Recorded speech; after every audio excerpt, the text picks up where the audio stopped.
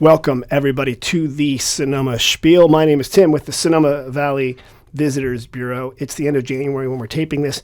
Crab season has finally begun in the North Bay. We have Dungeness crab. It is by law the world's most delicious crab. It's like a UN thing or something. Or actually, we just make that up. But it's delicious crab. And the boats can finally go to Bodega Bay.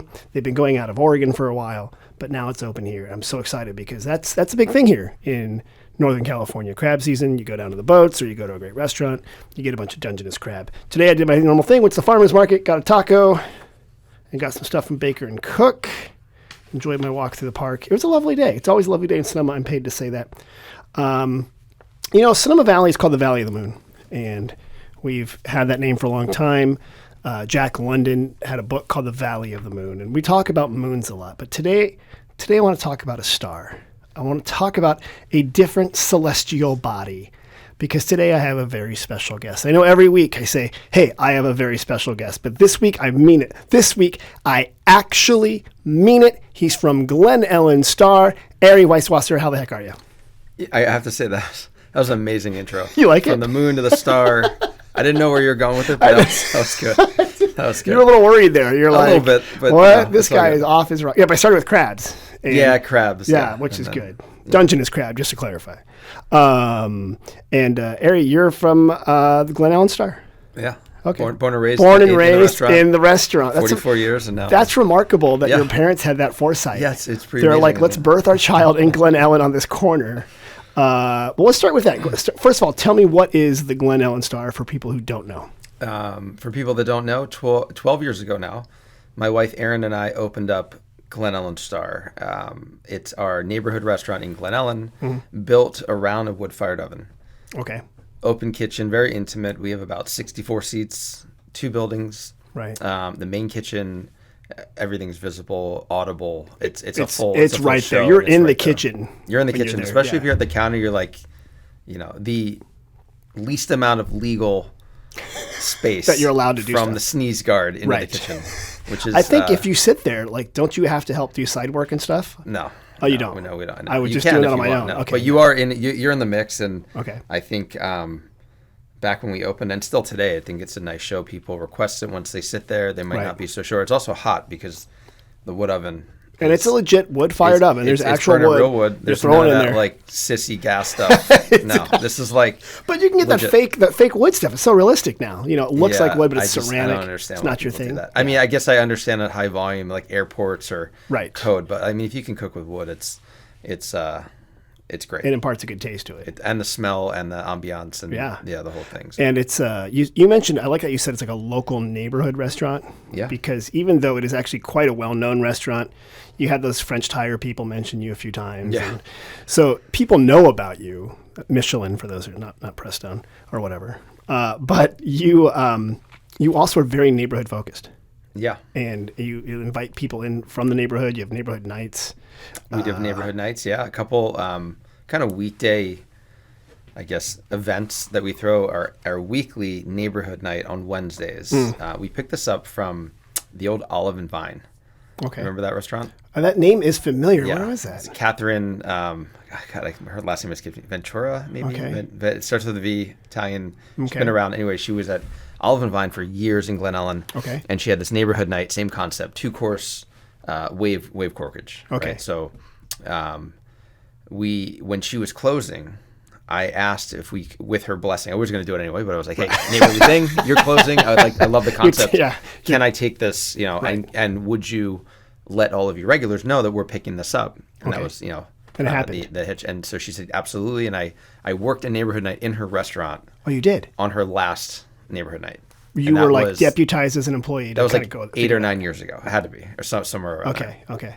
And it was awesome. I mean, great energy.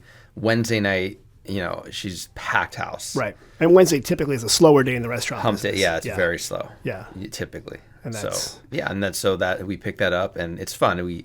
It's kind of the launch pad for all the new menu items.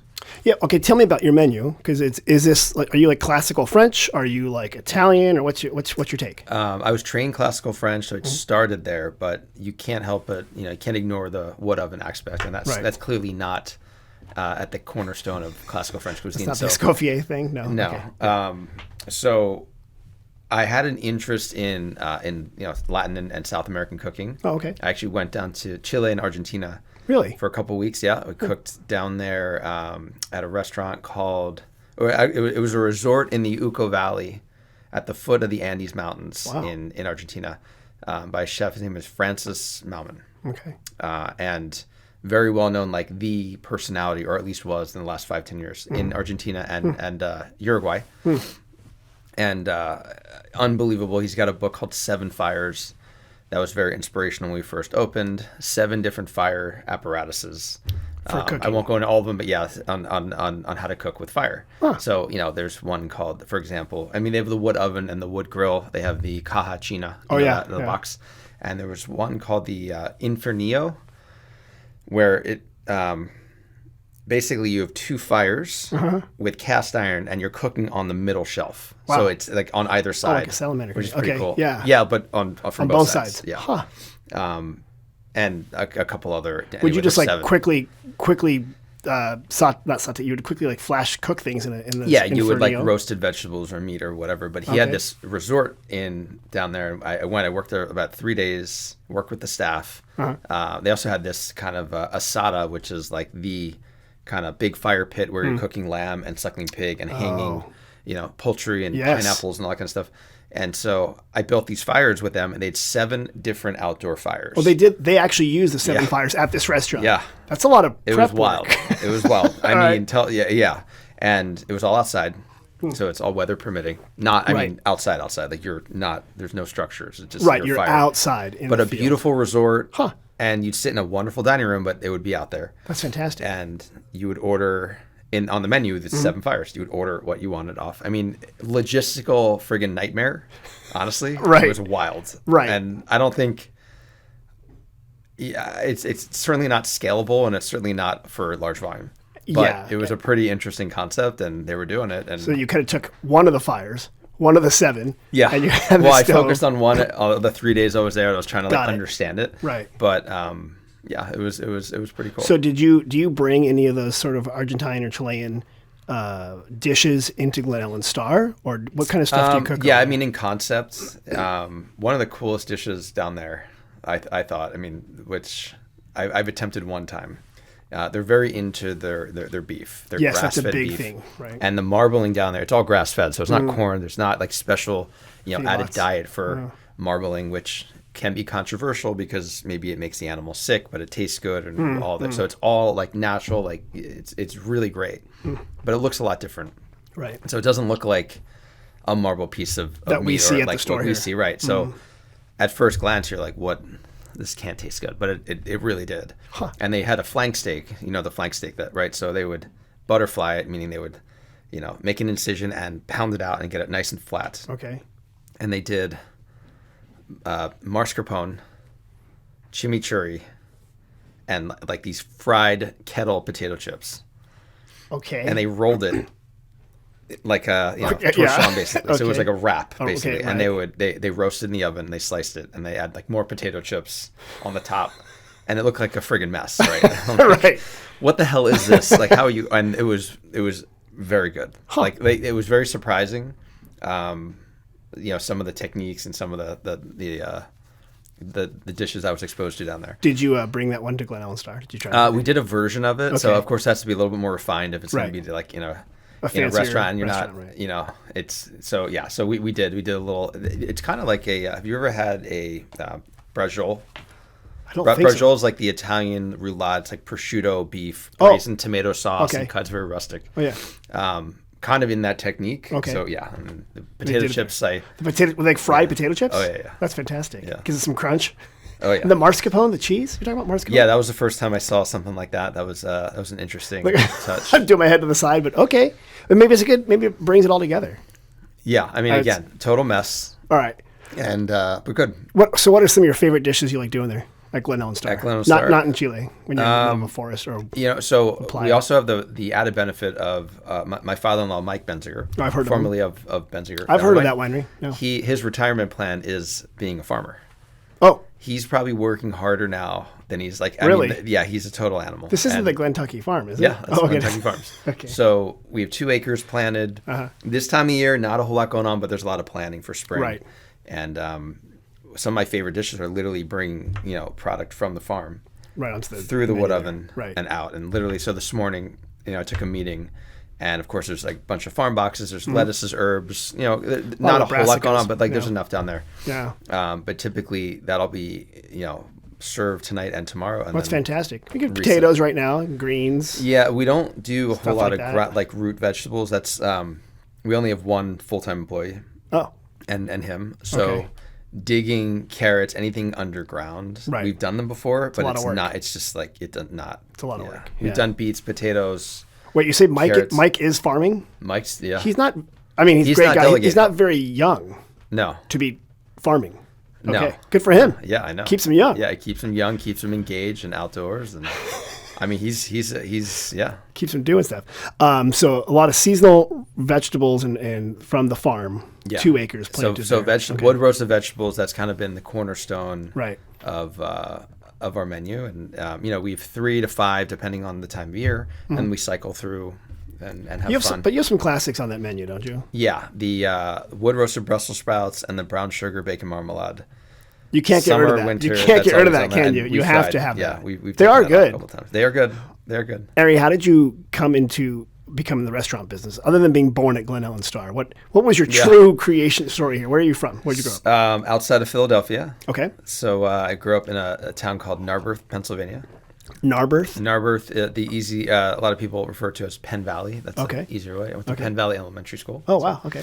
Born and raised there. My mom didn't know how to cook when she married my dad and took cooking classes when I was really, really young, and she would just experiment. That's great. When I was like super young age. Really? And back then it was like Sarah Moulton on the Food Network. I don't know if you... Julia Child was kind of like already there, but they're like the new crop of Food Network. People that were coming up. So that was back when Food Network was less about personalities, and they're like, here's a recipe. Yeah, that was like the beginning. I think I wouldn't say that's like the 80s. I'd say mid to late 80s, early 90s. That's kind of the I was born in 79. Got it. And so my first restaurant job was 14. Oh, really? So your parents didn't own a restaurant. No, you just applied for a job. Yeah. So somewhere in between 9 and 14 is like when my mom started watching TV, or at least like experimenting and cooking actual dinners that are like Tuesday night with like lamb chops and like that's fantastic potato gratin. And like this is like my mom. Yeah. And I'm in 7th grade. Was she encouraging you to help out, or were you the dish person? Okay. No. She just made dinner, and we would like talk about it and say, "Oh yeah, that was good. That was bad. Whatever. I don't know. That's great. I never tried lamb." So I had I had early exposure to lots of dynamic. Okay. Yeah. And then, did you know then that you wanted to become a chef? So funny story. I can say this because it's kind of public knowledge, but it happened at Thanksgiving dinner. I was maybe 12 years old. And we went to our family had a Thanksgiving dinner. It was my great aunt, maybe. Mm-hmm. She's passed, so I can talk about this now. But it was awful. Really? It was a disaster. Oh no. And Thanksgiving. Well, Thanksgiving's hard. It's high stakes. But it's hard. But I knew, and I'm thinking to myself, even at that age, like something's not right here. I mean, nothing was so. Really, everything was bad. So dry turkey. Everything was awful. Okay. So I said to my mom, I think I can do this better. And she's like, okay. She's like, then let's try to do it better. Wow. And 2 days later, so it's like a Saturday, we did a Friendsgiving. Oh, okay. So we literally got a turkey. Did it again. They were cheaper by that. That's the Friday afterwards. You can go to the bargain bin. Everyone wants to get a turkey. So we did the whole thing for like maybe 14 people. And I don't know, 12. That's fantastic. I'm sure it was better. Maybe we thought it was better, but we told ourselves it was better. That became a tradition. That was kind of the launch point. So Thanksgiving I did every year until through culinary school. Wow. When I lived back on the East Coast. Hold on. So Glen Star started because your great aunt made a dry turkey. Screwed up Thanksgiving. Yeah. She didn't even do like the aspic salad correctly, the weird green jello salad. No, there was that. There was also with onions in it. The cranberry jelly from the can. Was not even cut. It was like in that shape. Was like several of them in a glass bowl. I got it. I mean, come on, man. Come on. And he's like, I can do a little better. I was like, wow. So no, but I made cranberry sauce. It's fantastic. I did everything. The stuffing, the turkey. And again, I don't remember. I think we all were delighted it all came out. Nobody got, no one got sick. It was great. Right. And so that became the tradition. And then by 14, I got a restaurant job. I worked in a restaurant. And you're probably so a I'm a busser freshman in high school. Yeah. It was like in the winter. And there was a Lebanese restaurant that I worked in called Aldar. It's still there. We still go. And that was my first job. That's and good. I was on salad and dish. I washed some dishes and then then I'd like run on salad and make the hummus, the baba ganoush, the tabbouleh salad, the moussaka, and all like the mezza. Right, you made that stuff. The pickled vegetables, all that stuff. All the salad dressings and all that kind of stuff. And they had 3 Lebanese brothers, George, Michelle, and Joseph. Again, all still there. The literally restaurant's still there. Like when you walk in, they're like, "Hey!" They're still there. They're still there. Yeah. And their mother at the time, she passed, but she had to be in her 70s back then. She had all the recipes. That's brought them fantastic. over from Lebanon. Right. The olive oil and like all the sumac and the za'atar and all the spices all came from there. Interesting. And they would. She was like the workhorse. Huh.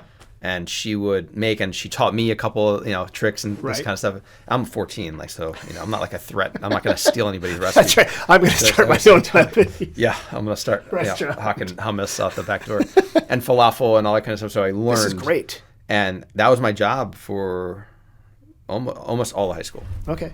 That's good. That's probably a good way to learn hard work, learn how to clean up. Yeah. Right? And you see some serious, crazy dysfunctional things back then. Family business? Well, just the dynamic of the kitchen, and maybe most kitchens back then. There was no workers' rights breaks. No, I mean there's no protocol. I mean you had hierarchy in the kitchen, but usually somebody was drunk, or just belligerent, or just very angry and loud. Yes. And I remember the first night we got smacked. Oh. One guy left. He freaked out. Maybe he was drunk. I don't know. Again, I was 14. I don't know. I wasn't aware. You weren't fully aware of the situation. You're like, this is crazy. And I was like, wow, something's going on over there. And they're fighting. And then that guy left. And I was like, and the guy's like, hey, come over. And I was like, what? Okay. And I go over and he's like just talking me through the pickups. It was like pasta, penne, nothing complicated, but still, I've never cooked like that before. That was like a whole nother line cook. So you got promoted to line cook. I mean, that was, I went back to salad the very next day because that was not. Right. I love that. Probably an attainable. But the food's got to get out. Oh my God, that was a crazy rush. This was a sit-down restaurant. This wasn't like a to go. Okay. Yeah. Because we do have here in Sonoma Valley, we have spread, and she was kind of Lebanese inspired. Yeah. Food like that. But we don't have a lot of, Mediterranean Lebanese style food in Sonoma Valley compared to other places. Back east, I think there's more. There's a lot, yeah. Yeah, that's my Israeli, Lebanon, the Middle Eastern. Right. That's some of my favorite good go-to food. Well, and it's the food is similar to California food in that fresh regional olive oil. We can grow a lot of that stuff here. Yeah. But we kind of infuse it slightly differently with other things. Yeah. But that's we do. Huh. We do. And so, so how come you don't have shawarma and stuff going over there? I mean, I don't. It's not really a passion of mine to make it. I got it. But I do enjoy eating it. Yeah. So you left Pennsylvania though. You're like, so I need to go someplace else. So graduated high school, went to UC Colorado Boulder. Okay. Go Bison. Go Bison. No? Buffaloes. Shoot. Come on. It's the same thing. No. Isn't it the same thing? No, it's not. It's not. No. A buffalo and bison. I mean, it's close. It's close enough. You're the buffalo? Buffalo. All right, go Buffalo. All right, you went there. Go Buffs. Go Buffs. So went there 4 years, studied business. Okay. Finance, economics. Didn't cook. That's actually probably the smartest thing a restaurant person can do is study business. But I, in the summers, I worked, it was called Solomon Smith Barney at the time. Now it's called Morgan Stanley. You had a suit. You had a tie. tie. Yeah, I did. So I did, but I did the you had an Excel spreadsheet. Broker. I worked, Okay. And that was just god awful. Were you like a 22-year-old broker? I was every summer, so 18 to 19, 19 to 20, in between, I had like an internship. Got it. And it was just like just not fun. And I was so bored out of my mind. I knew this is what I was going to take a stab at, and this is what I'm focusing on. I was generally interested in, the financial markets, and I day traded and all that stuff. But to sit there in an office like that and cold call and be somebody's lackey. Don't you need 3 screens and then it's like that movie Boiler Room? You got to call people. Well, I would have a list. 8 hours of just cold calling people for broker. It was bad. And I just couldn't I couldn't do it. Wasn't and your so thing. the last year I just said, I'm not doing this. I can't.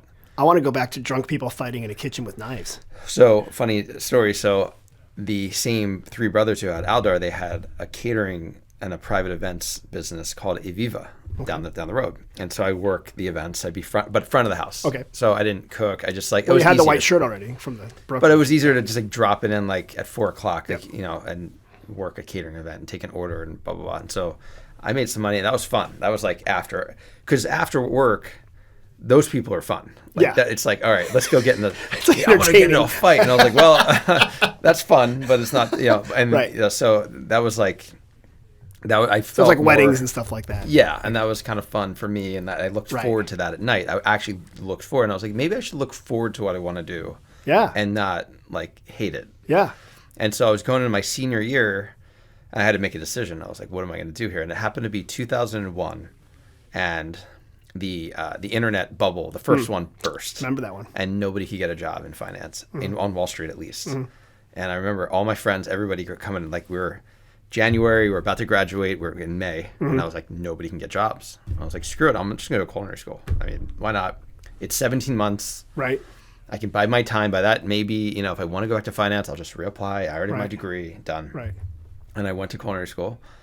And this is all back east still? yeah, I went back. I did a little road trip when I was done graduating. I saw Santa Fe, Albuquerque, Vegas, Chicago. Like, as you do. Did a whole thing. As you do, yeah. Got home. Pennsylvania, lived with my parents at the time. Good. I had like 2 months before I went to CIA, Culinary Institute of America, in New York? Hyde Park. Okay. And I got a job at a restaurant called the Striped Bass in Philadelphia, just like to buy my time. Just, all right, I want to get into work in a real restaurant. Right. Never really worked in a real, like, fine dining. Like a higher end restaurant. No. And so I did that. Got my ass kicked a little bit. It was a lot different than what I expected. Right. Honestly. And but it was good. I made some good contacts. Good. They knew I was like on a path that was short, you know, I didn't not a whole lot of hazing. They were like, okay, he's going to culinary school. Right. He's like he's 21, he's like coming in here. And I learned a couple tricks and I got a little bit of experience and then I went to culinary school. Okay. And we did that. That was a lot of kids that go to culinary school never went to college. Yeah. Coming right out of high school, and a lot. The other component are career changers who are a lot older that come back, and so the first 6 weeks before you can get in a kitchen to pick up a knife are like real skills like accounting, journalism. Oh, they teach you that. All that, like business, law. The CIA is teaching that. All that, and the first day in culinary school, they're like, there's 26 of us or 27 of us. They're like, look around. They're like, half of you will not graduate. Right. Half of you won't even make it to the end. That was the words of encouragement. Like, all right. Okay. But your tuition is still due. And 6 weeks into that program is skills one. That's your first time in the kitchen. Okay. There might have been 18 people left. Like, really? I mean, nine have never even made it through the first 6 weeks. That's like, interesting. It was just like, that's probably smart though, because running a restaurant is very hard. And there's more to it. I mean, there's more avenues, right? Obviously, but yeah, that's. But you know, they give you, it's like an associate degree, and they want to make sure that's more than that. So you survived that. You worked in restaurants in Philadelphia. Yeah. Did you ever move to other cities, or did you stay in Philadelphia? Yeah, my externship.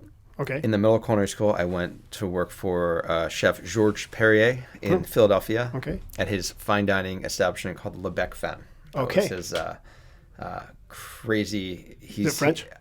Yeah, I mean, in his day, he was probably the, foremost recognized French chef in Philadelphia. Okay. And I mean that he was like the man. And this was the classic French dining then, like you classic had to wear French, you had to wear like Guéridon, toques, the whole thing. You had toques. Did you do tableside carving and stuff like that? I mean, the servers did that, but yes, it was all there. Awesome. And that was Le Bec Fin, and that was like a wild. Okay. I mean, if you have a chance, Google Georges Perrier in the kitchen, you'll see him screaming and cursing. And I mean, he is these are the caricature. This is who you make, right?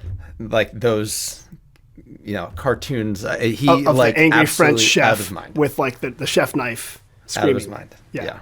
But perfectionist, great food, but like what it took to get there was not a sustainable environment by any means for anybody. And so that was short lived, but I kind of graduated with like, okay, I can work in a crazy place. Right. I can handle crazy. I can handle crazy. and volume and stress and like. Okay. This is, you learned that the along real the way. deal. Okay, which is good. Like there's not culinary school. Oh, you didn't pick up your, like grab the guy by his collar and like, you burned my, and you're like, whoa. And so it's wild. So got out of there, graduated, moved to New York City. Okay. Where things are much calmer. Everything's much calmer in New York City. Had my first, I guess, restaurant, like high volume New York, Upper West Side experience at Picheline. Picheline, okay. And I worked for a guy, his name was Terrence Brennan. He's still out there. I don't know what he owns anymore, but he's out there somewhere. Okay. And that was like 1 year, like line cook, just got like hammered. Just high volume. I mean, Upper like 320 covers a night, just like break you down and just, okay. Was it French inspired cuisine too? It was Mediterranean French and very good food. I'd probably 1-star Michelin by today's standards if I had to pin it. But yeah, it was, and then, but the volume was crazy. And it was New York. Let me ask you, how does like the New York food scene compare to like the West Coast food scene or the California food scene? Which I realize that's a city versus. I don't know now, but I know that back in the mid '90s, it was very competitive. Early aughts, I should say. It was very competitive, but there's a lot of camaraderie. Okay. Like we would go to bars. So when I got after Picheline, I went to Restaurant Danielle, which is a little bit more well known, and that was like one of like the Ivy League, cooking establishment in New York. And so there was a bar. And it was Jean-Georges, Le Bernardin, Danielle, Massa, Per Se, Thomas Keller's French Laundry. And they would, all the cooks would go to the bar. Just one bar. And you would know, that's Per Se, that's Danielle, and it was fun. Like buy each other drinks, we'd all chit chat. And we built, a nice network, but it was very competitive. It was like, oh, you got, that you got a real shitty review in the New York Times. Like, is it really? That sucks to be you. And then, so there was kind of a little bit of that, but it was awesome. And New York was every celebrity from like Donald Trump to, Bill Murray to Steve Wynn to Clinton. I mean, Puff Daddy, Jay-Z, Beyonce in like 1 week. They would all come into your restaurant. Unbelievable. Yeah, it was just like that's nuts. It was crazy. It's New York though. It was New York, and just like, and they would come in unannounced, and they would come in, and you'd be cooking for them. And in Danielle, they had the skybox where you could see. So that was Danielle's office, was in the kitchen above, and there was a big window, and they turned it into a private dining, for high profile people. So you could look down on the kitchen. Yeah. And so you would see them. It was pretty cool. They would meet. They'd say hello, and it was a big kitchen, and it was a lot of fun. And that was again high volume, crazy. So I felt like I like built my chops, and then I never opened a restaurant, so I wanted to open a restaurant. That was my next. Okay, so you were crazy enough. You're like the yelling, the screaming, this is so much fun. I want to do it myself. That was your plan. My plan was, if I'm gonna do this, I want to be able to make a living. Okay. And I knew that before I even got into it. I was like, all right, I hate retail finance. I'm probably not cut out to be like a banker, investment banker. I just don't have the motivation or like the general interest at that level to do it well. And so, but this I'm really passionate about, and this is what I want to do. And the whole time, analytically, I'm like, all right, how do I work here until like I'm either the best in the room or I have nothing left to learn. Okay. That was the standard. Okay. When there was no time frame when that happened, you got to go. You were done. And so I never opened a restaurant before, and I wanted to open a restaurant, and it was called Gilt, Gilt. Okay. And it was in the old Le Cirque space at the Yiddish Palace for money. Hotel. Right. Yeah. Gilt? Yeah. Gilt, yeah. Or gold, yeah. Gold, yeah. And it was literally golded. Like there's a... Wait, you opened this restaurant? Well, so I was on the opening team. Oh, you but were? the Cool. chef, who's still a friend of mine, his name was Paul Lee Brent. And so I met him. It was 2005, I think we opened. And it was a wild, like crazy opening. Okay. This is back in New York still. Back in New York. Okay. Yeah. The highest level of food that we've done. 60 to 80 covers, so a lot less volume, but very, very... How long was the dining? Like a turn was like a 2-hour, 3-hour thing? There was one seating. Okay. Nobody, you don't turn. It was just like you sit down and you're there for like 4 hours. You are stuck. This is like what, the single threads and stuff here locally. Like but you're there. The problem was we were doing it just before the financial crisis. I was going to mention 2005 is great because nothing's for the next 10 years. There'll be no problems, Ari. Everything's going to be fine. So just bad timing, but you can't time that kind of stuff. You can't time it. And so we opened. It was a good 18-month experience. We were there. We worked with amazing ingredients. Had a great team. Made Paul and I were still friends, and really saw like what elite cooking and fine dining could be. Amazing. And I said, this is really not for me. I mean, it's all day long a commitment to like the craft and this and that, and like I wasn't married at the time, I didn't have kids, but so I put the time in. But knowing, I was like, all right, file that away for never doing that. Yeah, stressful. Long time. And that's your life. Right. And so, of course, I went right back into that. That's exactly what I did because that's what I knew and I was comfortable with. So I opened another restaurant called Corton with Paul in New York. And then kind of worked there until, again, 6 days a week, 90-hour week. I mean, it's awful. Yeah. Erin and I already got married. My wife. And we lived there. She was working for her family, Benziger Winery. Okay. 6 days a week. It was fine. It was she like the East Coast distributor or something like that? East Coast, yeah. And I was same hours, and we'd have Sundays together. Right. That was it. And then we got pregnant with Noah, our first daughter. And we're like, all right, we gotta get the hell out of here. We cannot raise kids in this life. Noah's going to literally grow up in a drawer in a dresser. There's nowhere to go. So we moved out to California. Did you guys come here first to Northern California? We came to Glen Ellen. Manhattan to Glen Ellen. They're very similar. For example, I have been to Manhattan, and they also have a stop sign, as does Glen Ellen. I think you guys have two of them. Talk about like culture shock. And I remember we used to eat at like 10 o'clock at night, and I remember Glen Ellen's like shut down at 7. Yeah, what would you 10 o'clock at night in Glen Ellen? No, we used to eat in New York. That's what I was saying. Yeah, you go out, you would do like nothing. Linger, you do that. And so now it's just like I'm like, what the hell did I do? I'm like staring at the ceiling the first night. You hear a rooster. It's like 7:59. I'm like, what the hell? Dog is barking. I can see stars. You can see stars, and that's why you're like, this is it, Glen Ellen Star. That's it. Maybe, but so I'm there, and I'm like, what the hell am I going to do? We're pregnant. I don't have a job. I have no prospects. And we were right in the September, right in the middle of harvest. And Mike's like, hey, we need help. My father-in-law. Let me tell you what a cellar rat does, Aaron. No. I was I was harvesting. Were you? Oh, yeah. Oh, good. You're out there getting some grapes. Tractors. Good. Grapes. Good. It was 3 weeks. Wait, can I see? You got all your fingers still? You do? Yeah. Did they give you the hook to cut them? Good. You're alive. Okay. I got the award for, I think I ended up on Highway 12 with the tractor because I missed a turnoff. We were harvesting imagery. Okay. And it was like 4 a.m. Was it night harvest? Yeah. And I'm like, what? How am I on the going down the hill with a tractor?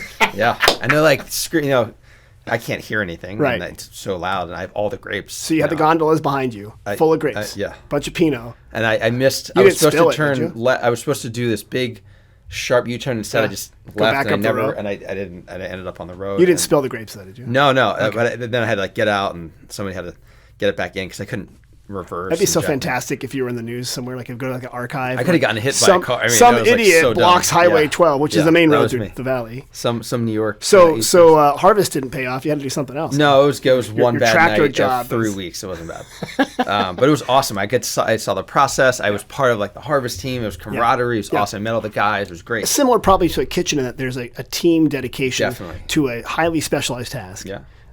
And a sense of accomplishment when it's done. You can look back and there's no more grapes, but there's like these, gondolas full of grapes. Yeah. But that was awesome. And then I had a mountain bike, and I rode Jack London State Park pretty much every day as like my center of like, what am I going to do? I need to plan this out. My midlife crisis. And I ended up getting a job at the French Laundry, which is the fine dining track that I didn't want over the hill. Oh yeah. So you had to commute over to Napa for that. So I commuted there for almost 2 years. Okay.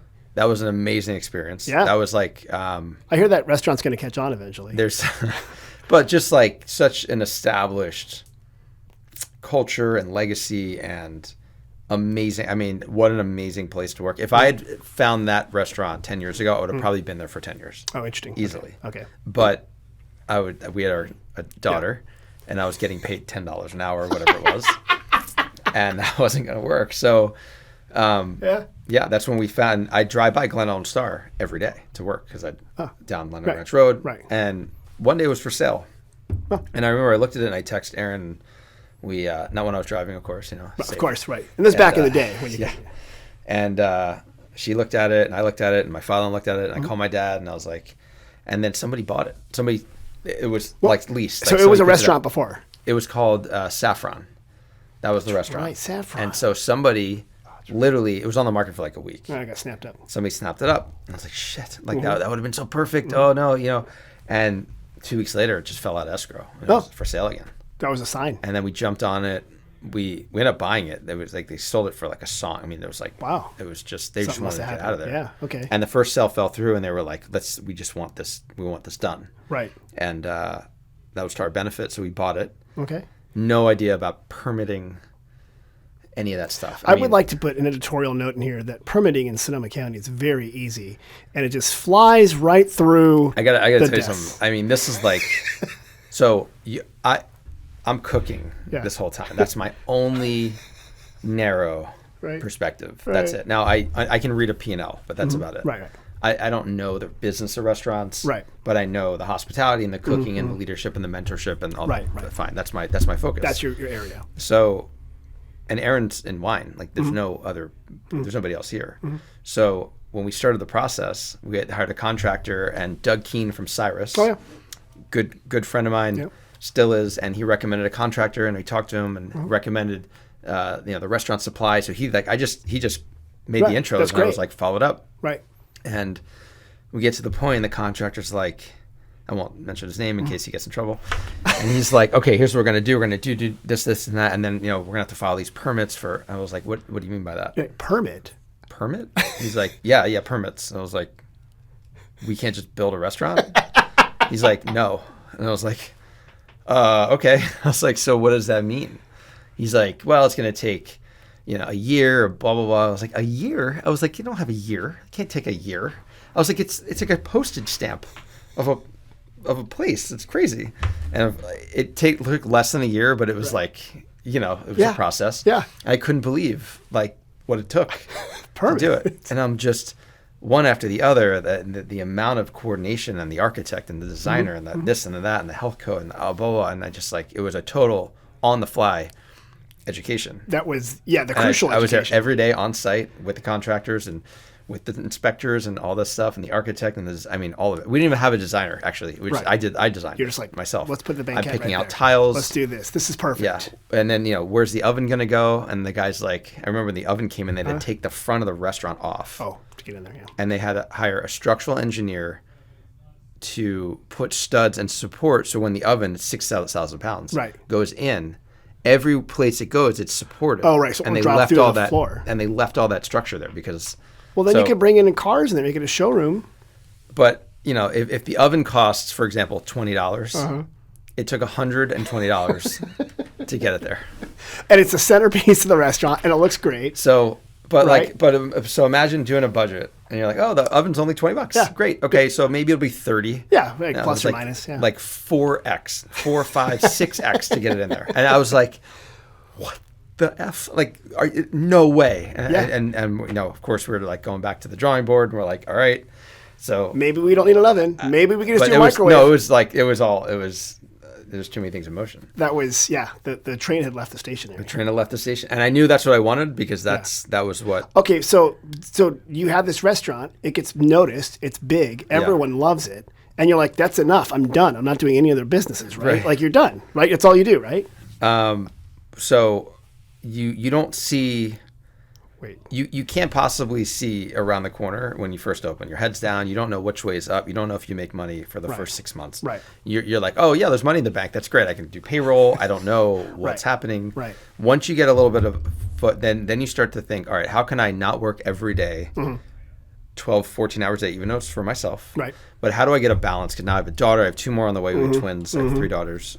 My wife is like not going to see me, and this is not. So that's not a healthy way. That's the trap that most single operators get into is they turn around in 2 years and they're like they can't get out. Right. They're shackled. Right. And they can't get out because you're confined to what you can do in your restaurant. So if you have a smaller restaurant like I do, the challenge is how do you generate another income stream? Right. And promote somebody so you can actually take some breathing room and have a. So what was your plan? What'd you do? So we started catering.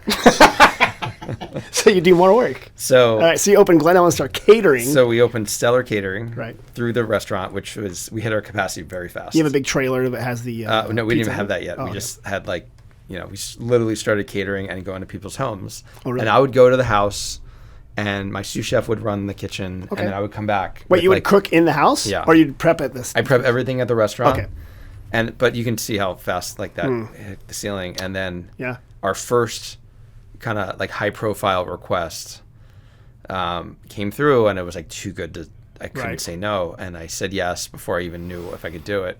And I remember I got married at Glen at Imagery. Oh. And Bruce Reisman from Park Avenue Catering did our wedding. Okay. And I remembered at some point I might need to connect with that guy. You should remember that if I'm going to end up out here. Fellow East Coast guy. And I remember I called him and I was like, hey, I'm kind of in a bind. Yeah.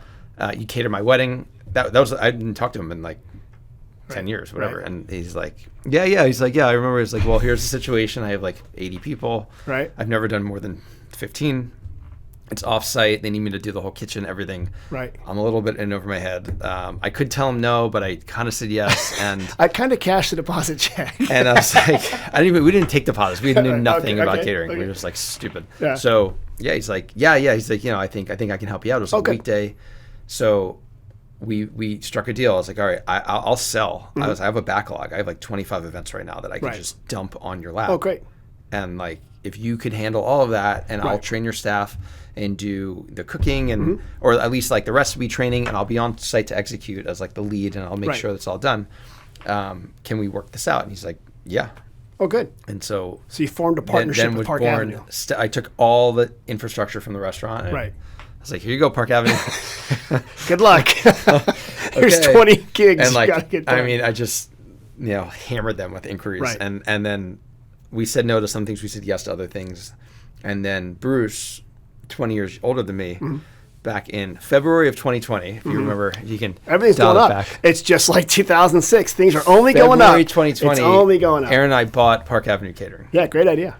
Because so many events are coming. So many. And that was fun. Yeah, and but Bruce stayed on. He was there to help. Yeah, well, sorry, I should say we bought half. Oh, good. Okay, good. We had a 50% partnership with the plan to either buy the rest, or we ended up identifying several long-term employees that bought the other half. Oh, that's from Bruce, great. And Bruce stayed on. That's great. It's great. It's awesome. But you managed to make it through COVID? COVID was, for me, for a restaurant and a catering company, that was the worst news you could possibly have. I mean, it was just this insurmountable challenge before PPP and ERC and anybody knew what was going on. And you're like, well, wait, I can't serve in the restaurant, and I just lost 600 events or more on the calendar. Yeah. And we have their deposits, and they want their money back. Right. And we're like... But you're probably using that money to do the other stuff. We kind of need that money right now, because cash flow. Otherwise we're done. Huh. And so we're like, so you kind of can't have your money back. They're like, what do you mean we can't do? I was like, oh, no, we'll cater your event. Right. But you're not allowed to. I was like, we don't care. We will show up. We will figure it out. Whatever happens. We'll do it in a field. And we ended up 98% of those events we did in the next year when it was legal. Yeah, but you were able to push them back. But like we had to sit there and tread water. You just white knuckled it, huh? And that was just not fun. And then that was just the catering company. Then the restaurant we had to sort out to go. Right. Indoor, out. I mean, California mishandled COVID. On a scale of 1 to 10, this is the worst state. California is the worst state. You think so? The worst state. The worst. I mean, they banned outdoor dining. I mean, it's just like the decisions that happened in the state were just some of the nuance in communication and implementation. I mean, could have banned beaches, parks, outdoor. I mean, just awful. And so, we did what we had to do, and we figured that out. And PPP and ERC, I got to the government, federal government stepped in. Helped you out. Not a big government guy, to be honest with you. But that was the saving grace. Literally, we have inflation, all these problems now, but if that didn't happen, I think it would have been worse. You wouldn't be here today. Not only for me, but just that would have been a disaster. It would have been very much a disaster for us. And so I don't know, man. It was like one day, one foot in front of the other. One day, lots of anxiety and stress and events that I was on a lot of calls with you back then. It was kind of bleak. Yeah. But Eric, here's the thing. Then you're like, okay, I've got a restaurant, I got a catering company, I got 3 kids, I got a dog. I'm done. I'm not doing anything else, right? Because then you're like, you're done. You've learned your lesson, right? So here's the problem with being done. we've amassed an incredibly talented team. And we're getting to the point, we have a very kind of deep bench when it comes to management and just, I mean, for our size, right? So we have a lot of talent here at the top. And I either open a restaurant again, or I let half of them go. I feel like I'm talking to an addict. I'm like, hey, Ari, here's the deal. You're done, right? You're like, but here's the story. So is there something else in the works that you can talk about? Yeah. Okay. So Stella is our new, so you get the theme, like Stella. So Stella is Italian for star. It is. Right. Okay. I think. I Googled that a couple times. Estrella is Spanish. Yeah. No, Stella. Etoile is French, so probably Stella. Yeah, sure. So Stella, Kenwood is this wonderful town, 2.9 miles from Glen. Oh, it's in the suburbs of Glen Ellen. It's Kenwood. It's 2.9 miles north towards Santa Rosa. Kenwood. So here we are, and we were this close to signing a lease on the square, but that's a whole bag of crazy. That's another story. We're just not going to go into that because that's another podcast. Oh my God! So that's another chapter. Kenwood, very, a lot easier, less obstacles basically. And there's a lot of, again, back to the permitting, ADA compliance, just spatial, logistics. Historic and all buildings these are very tricky. Yeah. And Kenwood, I think you're going into what is kind of a historic building, but it used to be a famous Italian restaurant. Yes. So Cafe Chidi was the mainstay there. Beloved restaurant. The beloved restaurant. Yeah. And it's fun. So Cafe Chidi, maybe 30 years about. Kind of heavy, to go. I would say red sauce joint. It was a classic. Like a beloved red sauce joint. We were talking about this, how like back when we were younger, the ethnic restaurant choices were Chinese and Italian. Right. And like that was it. That was like where you would go. And when I went to Cafe Chidi, I'm like, oh, this is it. This is the old Italian restaurant. Right. The red sauce, the garlic bread. I mean, you want a meatball. I hear about Caesar, their chicken. I don't know what the chicken was, and spaghetti meatballs. That was it. Huge. Right. So and very popular with Oakmont. So when we were thinking about the concept, we want to do a modern red sauce joint. Oh, fantastic. That's literally the framework. There aren't Italian restaurants you just go out to anymore. When I grew up in South San Jose, we had a place called Italia Deli. It was a deli, Italian. It was like in a strip mall in San Jose. Yeah. But that's exactly what it was. Yeah, meatballs, spaghetti. And that was like one of our go-to spots. Well, I mean, you do have some. So when I say modern red sauce joint, we want to keep one foot in what Cafe Chidi, because I think it's important to maintain what people love about the place, but the modern element. The homage. You're going to pay homage to the old Cafe Chidi. Yeah, so we'll do that, but we have this amazing wood fire grill that we're going to have on display. Grill number 2 of 7 now. Not an oven. Yes. Yeah, we're working our way around. I'm going to see 7 restaurants for 7 fires. Yeah. So, but this is awesome. So this is a on display open kitchen. Okay. 8-foot wood grill. Oh, with wow. with a firebox right in the center. And the way this grill operates, you light all your wood. The coals drop through the grates, and you rake the coals to either side, and you have these kind of hand cranks to up and raise and lower. Right. So for heat, and so. I would say kind of like Italian steakhouse style there, like not all meat, but poultry, fish, what have you, on these grills. And awesome. That's like the centerpiece of the kitchen. Okay. And then a couple years ago, we bought a pasta extruder. Oh, so all of those fun shapes that you can make by hand, like rigatoni, campanelli, gnocchetti di sardi. We do probably 6 or 7 in rotation. We bought this beast of a pasta machine. Okay. And so we're going to start producing pasta for Glen All-Star and Stella. Okay.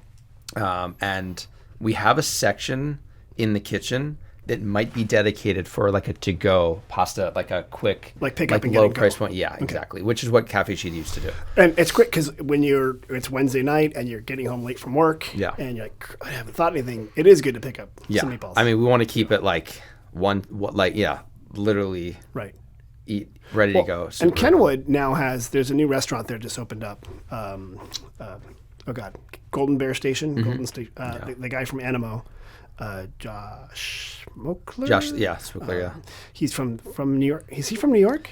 I don't know if he's from New York, but he has New York. They had a restaurant in New York. Yeah, they came. It's funny because they came here to Sonoma Valley, opened a place called Animo, Yeah. which was in a taco shop that used to be called Las Diablitas. Was that a taco shop there? Las Diablitas. Yeah. Oh, okay. Right next to McDonald's. Interesting. Yeah. And it was just kind of under the radar, nice place. But what I'm saying is, when you open up there, one is a point, two is a line, three is a trend. Having a cluster of really good restaurants in Kenwood, you got Salt and Stones up there too. Yeah. So it's. Well, I think Kenwood. I mean, what was it? The trolley. Tips Roast. Okay, when they closed, you have like one or two restaurants in Kenwood really that are serving. I mean, that's like Oakmont. It's on its own is. I think again, this might be old data. There's about 5,000 people. If people don't know, Oakmont is essentially it's a 55 and over community in the northern part of Sonoma Valley, and it's a large population. It's a large population, hungry people, and they have disposable income and a lot of free time. And 5 o'clock resos are ready. And that's just Oakmont, and then you have the rest of Kenwood. So and then you have access to Santa Rosa. Yep. Some people will leave the island of Sonoma to go to Kenwood. Yeah. Some will. Yeah, that's what we're counting on. All right. So and then when's Stella gonna open?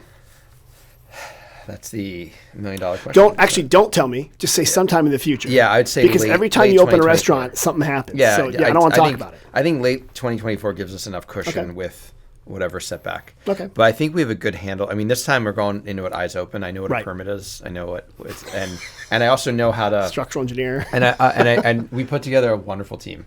Good. Our design team, our architecture team. The contractor, the landlord's on board with what needs to happen. Got the game dialed in now. Yeah, I do. So we have all the right people. I think what's going to hold us up, again, permits. Cafe Chidi was actually running on like residential water and power because it was small. So there's a lot of upgrades that we had to. I mean, there's a lot that we're putting into this place to bring it up to. Good news is the fire station's right next to you. Yeah. So. If you put anything in wrong, they can help you out. Well, yeah, hopefully that's not the case. Bail you out. Ari, before we move on to the next part of our podcast, if I want more information about Glen Ellen Star, do you have a website? We do. What is it? GlenEllenStar.com. GLEN.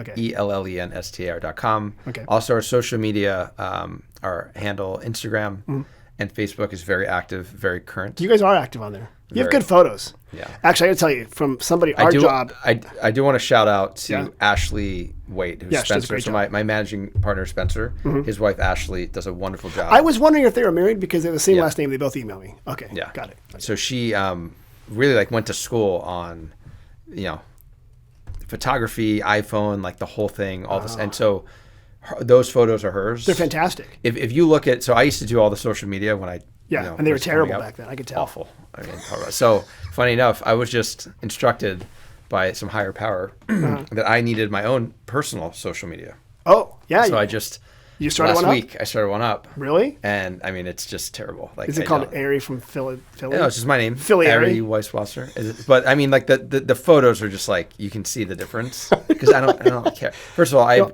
I'm very disinterested in sharing. I'll tell you what, wait until your kids are old enough. They will help you. My daughter is quite vocal about how bad my photography, my TikTok. She is my number one critic. A lot of it is lighting. And so like we set up lighting and Ashley will take some photos of the food. Right. I don't do that. I just take a photo on the go. Yeah. I'm like, here. So last night I ate at Glen Ellen Star. Right. Because I do that from time to time. And like I took a photo of like these 3 pasta dishes that I had. Check out this pasta. Awesome, and they look great. And then I look at the photo, I'm like, that photo sucks. Food photography is so hard. Yeah. That's why a lot of times it's fake. Like they'll use, like when they're actually doing food photography, you know this, but they'll use like shaving cream instead of whipped cream and stuff like 100%. that for stuff. But don't eat shaving cream. It's bad for you. No. GlenEllenStar.com and also Park Avenue Catering, or can they find the catering company? Yeah, so Park Avenue Catering, that's our catering company. Okay. Also Stella Kenwood. Okay, which will be sometime in the future. We're not going to announce the date yet. Correct. Yep. Permits permitting. Okay. Permitting. I love this. And but actually, you are from Philadelphia. What's the proper way to have a Philly cheesesteak? Is it whiz with? Okay, thank you. Yeah. That just brings up. Should we define that? Or no? That just you put cheese on it with like cheese whiz though. Yeah, so whiz is cheese whiz. And you put it on top with our grilled onions, or whiz without, or provolone. And there's like Pat and Gino's. There's 2 different fighting chili cheesesteak places. So I think Philly cheesesteak.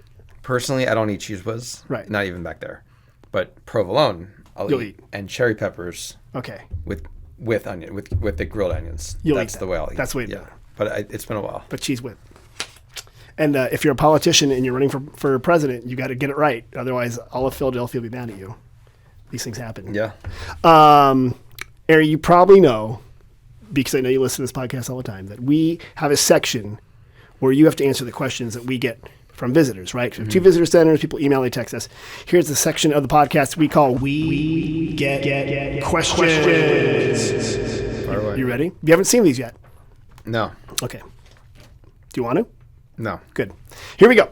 This one came in. This is from a woman. Is this a general question, or is this somebody asking me a question? However you want it. Okay. These are 4 questions I can read. This woman listens to the podcast. She lives in Michigan. So, oh, wow. So maybe she knows Douglas Keene. Awesome. He's also a Michigander. And she listens to it, and she actually texted this to our text line, the 707-996-1090. And she says, hello. We are planning a trip, and I have a lodging question. Is there a local alternative to booking vacation home lodging that avoids using national websites like VRBO and Airbnb? We're trying to spend our dollars locally. Thank you. Her name is Kathy. So thank you, Kathy.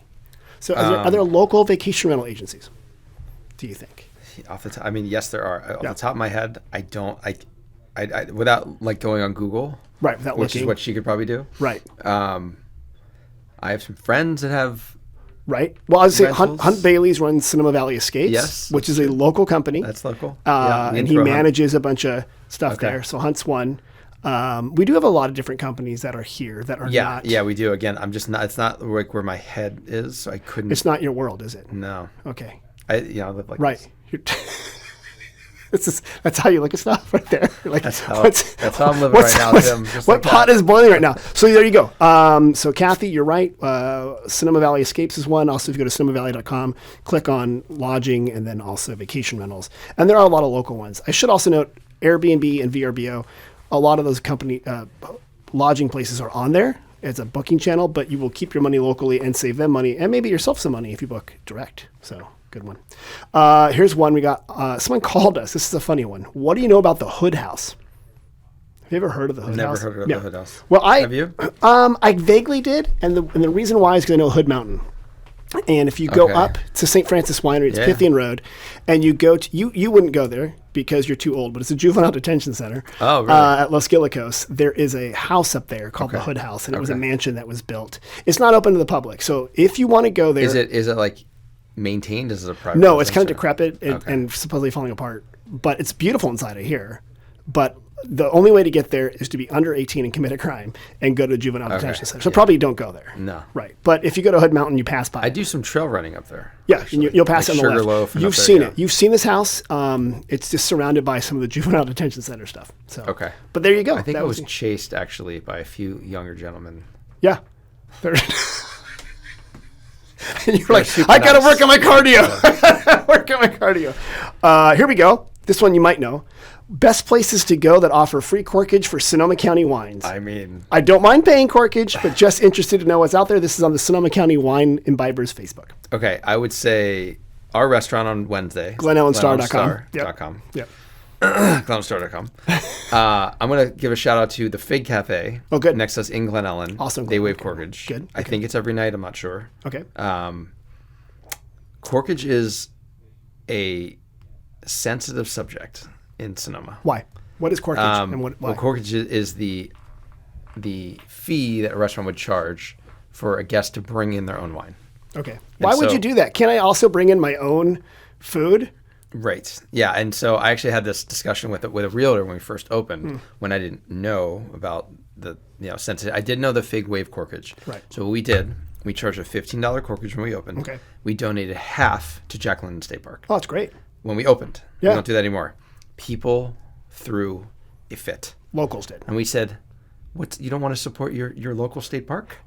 And they're like, we're not paying corkage. And I was like, whoa. We're just trying to like sort this thing out.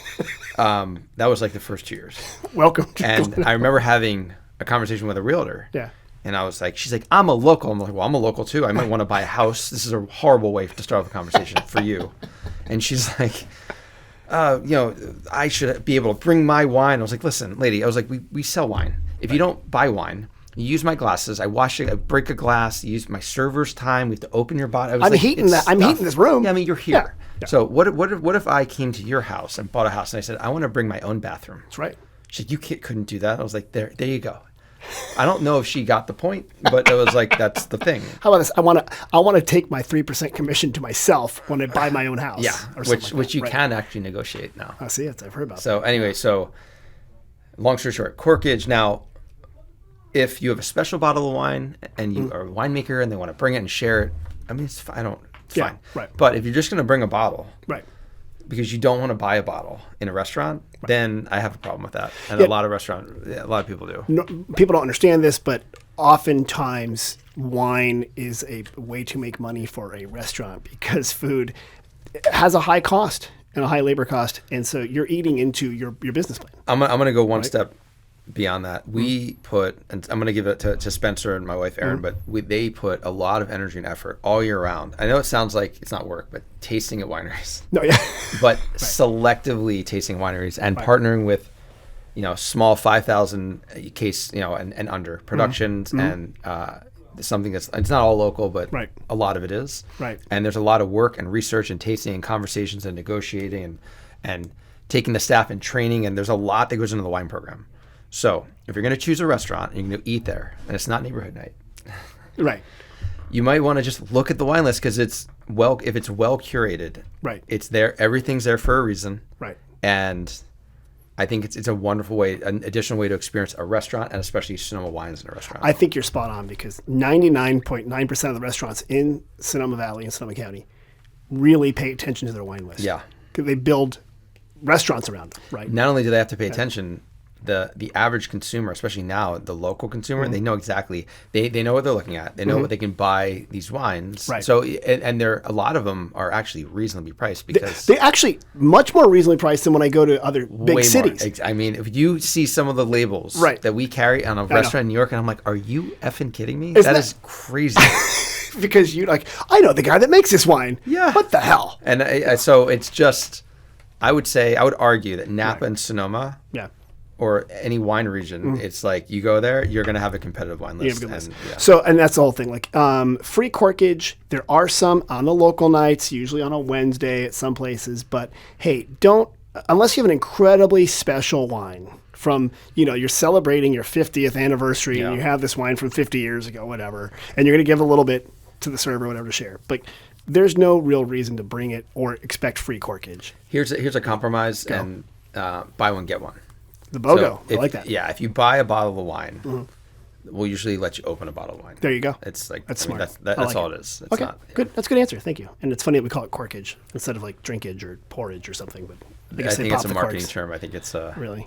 They don't call it twistage when you get the Stelvin enclosure. So correct. Final question, Are you ready? 4 of us. And they mentioned they were adults. I don't know why. 4 of us adults will be in Sonoma, March 27th to April 1st. Are most wineries open on Easter Sunday? Are there other events, special brunches or lunches happening that day?